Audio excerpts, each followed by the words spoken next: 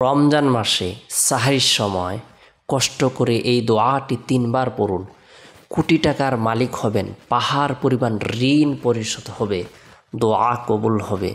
পবিত্র মাহে রমজান মাসে সাহরির সময় রোজাদার ব্যক্তির দোয়াকে কবুল করা হয়, তাকে ক্ষমা করে দেওয়া হয়।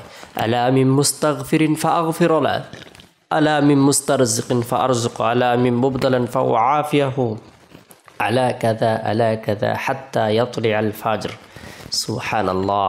পবিত্র মাহে রমজান মাসে শেষ রাত্রে আল্লাহ তাআলা রোজাদার ব্যক্তিদেরকে, ইমানদার ব্যক্তিদেরকে, মুমিন মুসলমানদেরকে, সমস্ত নারী পুরুষদেরকে সম্বোধন করে বলতে থাকেন, আছে কোনো ব্যক্তি গুনাহগার, সে মাথা থেকে নিয়ে পা পর্যন্ত গুনাহ করেছে, গুনাহ করতে করতে তার অন্তর কালো হয়েছে, হাতের দ্বারা গুনাহ করেছে, পায়ের দ্বারা গুনাহ করেছে, চক্ষুর দ্বারা গুনাহ করেছে, সে যদি খাঁটি দিলে তওবা করে, আমি তার জীবনের সকল গুনাহকে মাফ করে দেব। শেষ রাত্রে দোয়া কবুল করে। শেষ রাত্রে আল্লাহ তাআলা মানুষের সকল ধরনের চাওয়া পাওয়াগুলোকে পূরণ করে দেন। আছে কোনো ব্যক্তি অসুস্থ, সে সুস্থতার জন্য দোয়া করে, আল্লাহ তাআলা তাকে সুস্থ প্রদান করবেন। আছে কোনো ব্যক্তি অভাবগ্রস্ত, সে অভাব থেকে মুক্ত হতে চায়, সে আল্লাহ তাআলার কাছে দোয়া করে, আল্লাহ তাআলা তাকে অভাব থেকে মুক্ত করে দেবেন। আছে কোনো ব্যক্তি দরিদ্র, সে ধনবান হতে চায়, সে আল্লাহ তাআলার কাছে বলুক, আল্লাহ পাক রব্বুল আলামিন তাকে ধনবান বানিয়ে দেবেন। আছে কোনো ব্যক্তি ঋণগ্রস্ত, সে পাহাড় পরিমাণ ঋণে জর্জরিত হয়েছে, সে আমার কাছে বলুক, আল্লাহ তাআলা বলেন আমি তার ঋণ পরিশোধের ব্যবস্থাপনা করে দেব। পবিত্র মাহে রমজান মাস এমন মাস, যে মাসের মধ্যে রহমত বর্ষণ করেন, মাগফিরাত প্রদান করেন, জাহান্নাম থেকে মুক্তি প্রদান করে থাকেন।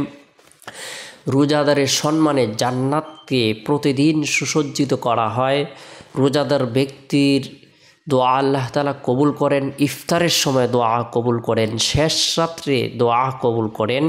তাই আমরা সাহারির সময়, সাহারি খাওয়ার পূর্বে অথবা পরে গুরুত্ব সহকারে, যত সময় পর্যন্ত সাহারির শেষ সময় না হয়, অর্থাৎ সাহারির শেষ সময় পর্যন্ত আপনার আমার জন্য সময় রয়েছে, এই সময় আমরা 2 রাকাত পারি, 4 রাকাত পারি, ভালো করে পাক পবিত্র অর্জন করার পরে আমরা তাহাজ্জুদের নামাজ আদায় করব।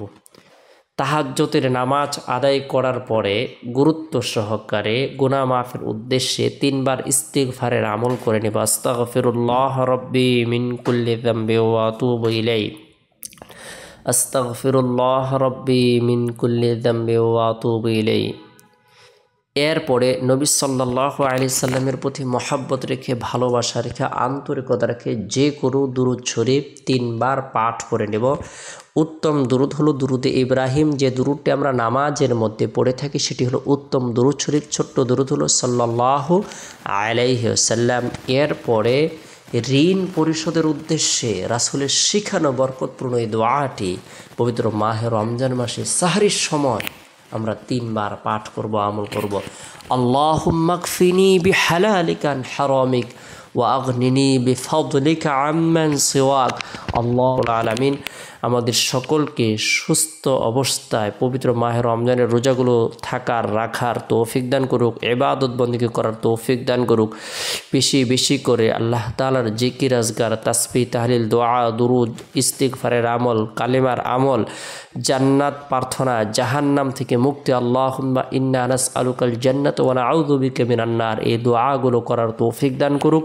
সকলে ভালো থাকুন, সুস্থ থাকুন, সকলে সুস্বাস্থ্য কামনা করে শেষ করছে। আসসালামু আলাইকুম ওয়া রাহমাতুল্লাহ।